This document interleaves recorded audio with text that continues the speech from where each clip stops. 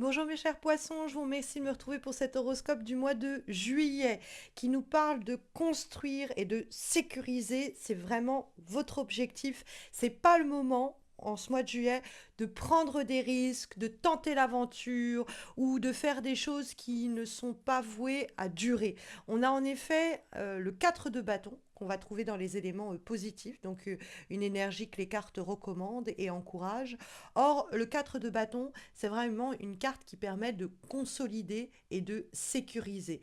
Hein, on voit d'ailleurs des personnes être en train de se marier dans la carte, parce que c'est l'idée du foyer, c'est l'idée de s'enraciner quelque part, mais de pas de façon péjorative. L'enracinement est positif, c'est-à-dire ça nous ancre, il y a une forme d'ancrage. Et c'est vrai que le 4 de bâton, c'est ça, c'est un nouvel ancrage que vous devez mettre en place ou que vous devez solidifier et sécuriser. C'est un couple dont vous devez renforcer les bases, c'est un projet dont vous devez assurer l'assise, mais quelle que soit la situation, le 4 de bâton nous rassure sur le fait que on a bel et bien tous les ingrédients dont on a besoin pour offrir un socle solide à cette affaire, à cette aventure, à cette histoire, à cette relation. D'accord. Le 4 de bâton, c'est vraiment aussi le sentiment de se trouver enfin chez soi. Il y a avec le 4 de bâton l'idée un peu que j'aime bien dire welcome home, bienvenue chez toi. Donc ça peut être trouver enfin l'endroit où on se sent à sa place au niveau du boulot, avoir une communauté de personnes qui est là pour nous, où on se retrouve autour de valeurs en commun ou de passions partagées. Mais il y a ce sentiment de faire partie d'un tout qui nous soutient et qui nous sécurise. Donc c'est pas le moment de mettre en danger cette sécurité-là. C'est au contraire l'idée qu'il va falloir sécuriser cela. Donc la façon dont vous pouvez sécuriser les choses dans votre vie pro comme perso, c'est en évitant l'attitude du mât. C'est-à-dire que le mât, dans les obstacles, il est là pour nous parler, en général, mes chers poissons, de coups de sang, de coups de tête, d'impulsivité qui pourrait nous porter préjudice. Hein, la carte du mât nous dit attention à ne pas partir bille en tête sur ceci ou sur cela, attention à ne pas agir de façon trop viscérale, on pourrait être amené sinon à le regretter vivement, attention à ne pas réagir sur le moment, parce que le mât, il peut tout envoyer valser. C'est-à-dire qu'à un moment, il fait allez, c'est bon, tu m'as saoulé, allez, salut. Et il le regrette derrière en se disant. Ou alors, il agit sur un coup de tête, sur une intuition, en se disant tiens, je vais faire ça. Et puis il plaque tout, et puis il se dit mais en fait, j'ai pas du tout assuré mes arrières. C'est-à-dire que je peux pas. En fait, c'est à la limite, si vous voulez partir vers quelque chose de complètement nouveau, ok, mais sécurisez votre départ. Ne partez pas sans projet ni programme. Ne vous jetez pas à l'eau sans savoir vraiment où vous voulez nager, quoi. Pareil dans le cadre d'une relation. C'est-à-dire ne commencez pas à prendre la parole ou aborder des sujets à propos desquels vous n'êtes pas sûr de vous, en fait, ou c'est sur le moment, vous n'improvisez pas. En fait, ça pourrait être vraiment attention à toute action, comportement ou propos qui serait un peu fait sur le moment, improvisé et motivé par des raisons peut-être qui sont pas les bonnes, quoi. Parce que des fois, le mas, c'est aussi une fuite en avant. Alors, après, le mas, ça peut être quelqu'un. Ça peut être quelqu'un qui, en se rendant inaccessible, souffle le chaud puis le froid, insécurise les rapports. Et dans ce cas-là, en fait, on va marquer un temps d'arrêt avec cette personne pour qu'elle comprenne, en fait, que bah, votre amitié, votre amour, vos efforts, votre travail, eh bien, ça se mérite. Et c'est pas en me traitant comme ça qu'on va réussir à obtenir de moi le mieux, hein, le meilleur. Donc il y a avec la carte du fou l'idée de faire attention aux personnes un peu extravagantes et qui pourraient nous pousser à faire n'importe quoi, ça c'est aussi possible, aux personnes qui sont insécurisantes et qui font ce qui leur chante et qui pourraient nous mettre dans des situations délicates. Et puis surtout, ne soyez pas vous-même le fou ou la folle, en l'occurrence, c'est-à-dire ne soyez pas porté par l'envie du moment sans réfléchir aux conséquences futures. Hein. Et n'hésitez pas à marquer un temps d'arrêt entre le moment où vous devez agir et le moment où vous avez l'idée d'agir dans une certaine direction. C'est-à-dire que je me dis sur le moment, c'est quoi, je vais faire ça. Et je le fais tout de suite. Et là, c'est vraiment pas la bonne chose à faire. Il faut vraiment se dire, ok, j'ai envie de faire ça, je laisse reposer un peu. Et si dans quelques jours, je suis toujours aussi motivée, alors peut-être que je pourrais me lancer et me jeter à l'eau. Mais il y a fort à parier qu'au bout de quelques jours, vous finissiez par vous dire, oh purée, heureusement que j'ai pas envoyé ce message, ou oh, heureusement que j'ai pas fait ça, parce que en vrai, les choses ont changé, mon état d'esprit n'est plus le même, je l'aurais regretté. Donc faites attention à ça. Parce que le 4 d'épée, ça peut être effectivement cette idée, on prend du recul, on prend de la distance, on ne se précipite pas, on ne se dit pas que agir bien, c'est agir vite. On se dit, allez, je me recharge, je prends de la distance et je retournerai à cette situation, voire à cette prise de décision au moment où je me sentirai moins la tête dans le guidon, hein, moins la tête sous l'eau. Après, ça peut être marqué aussi un temps de silence avec le mât, c'est-à-dire avec quelqu'un qui, autour de vous, a des comportements erratiques. Vous savez jamais de quoi demain sera fait.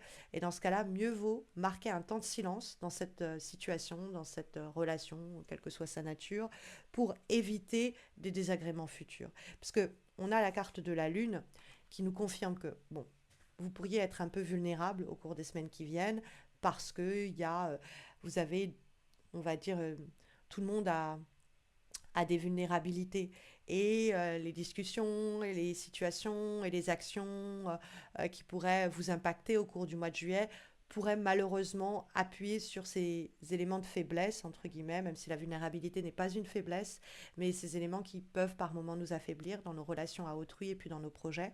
Et ça peut être l'idée de sécuriser, de marquer un temps de silence avec des personnes ou avec des projets que l'on a, c'est peut-être la meilleure façon d'y voir un peu plus clair. Parce que on pourrait se dire, tiens, je vais faire cela ou ceci, en pensant qu'on en a envie, alors que ce n'est qu'une fuite en avant, et qu'en fait, c'est l'idée que c'est la peur qui nous commande, en fait. C'est l'anxiété, c'est l'angoisse, ou c'est des traumatismes passés qui nous poussent à agir d'une certaine façon qui ne participe pas à notre épanouissement actuel et futur.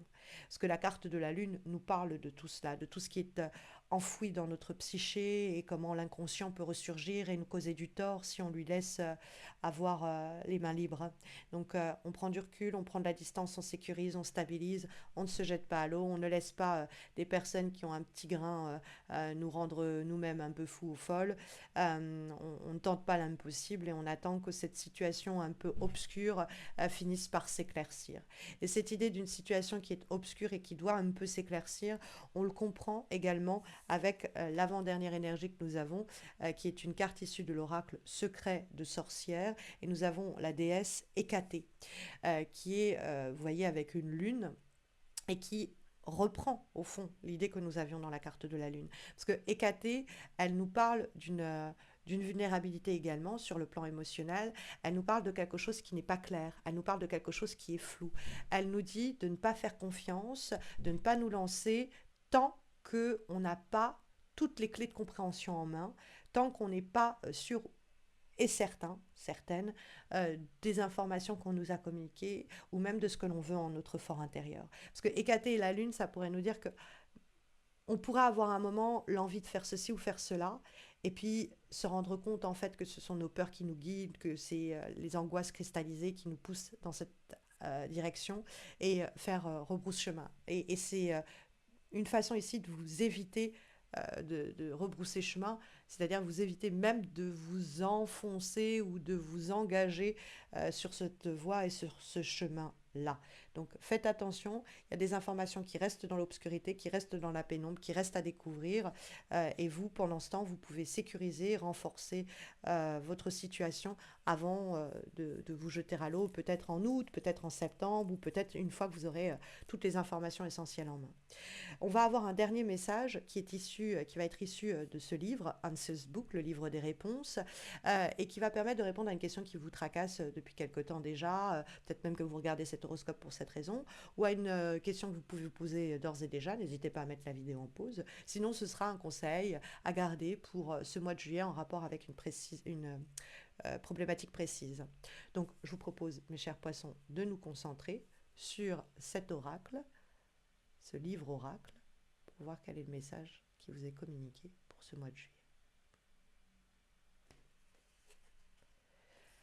Rends service à tes amis Rends-toi disponible pour tes amis dans le besoin. Alors, c'est la deuxième fois que ce message ressort. Donc, si vous avez une information à aller chercher par le biais de votre... Enfin, n'hésitez pas à consulter votre ascendant, n'hésitez pas à consulter votre signe lunaire. Il y a peut-être vraiment quelqu'un qui a besoin de vous. Alors, ça peut être le fou, ça peut être l'idée qu'il y a quelqu'un qui est sur le point de faire une connerie, très simplement, en ce mois de juillet, et vous avez besoin d'être son garde-fou. Peut-être que vous allez faire une connerie, et que si vous êtes là pour vos amis, ils seront là pour vous éviter de faire cette connerie quand vous serez sur le point de la faire. C'est aussi possible.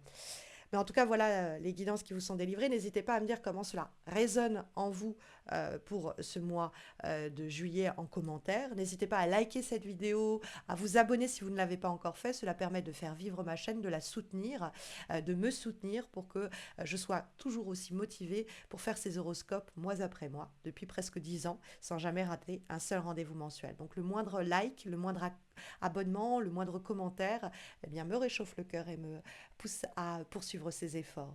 N'hésitez pas également à me retrouver sur Insta et Facebook. Vous trouverez les liens de mes pages Facebook et Insta en descriptif de cette vidéo. Vous pouvez m'y retrouver puisque j'y poste des guidances. Et vous trouverez aussi dans le descriptif de cette vidéo le lien vers mon site missmojorising.com par lequel vous pouvez passer si vous avez une question que vous souhaitez que je pose pour vous aux cartes. Je vous souhaite à tous et à toutes mes chers poissons de très belles semaines à venir. Je vous dis à très vite, en tout cas je l'espère. Prenez bien soin de vous.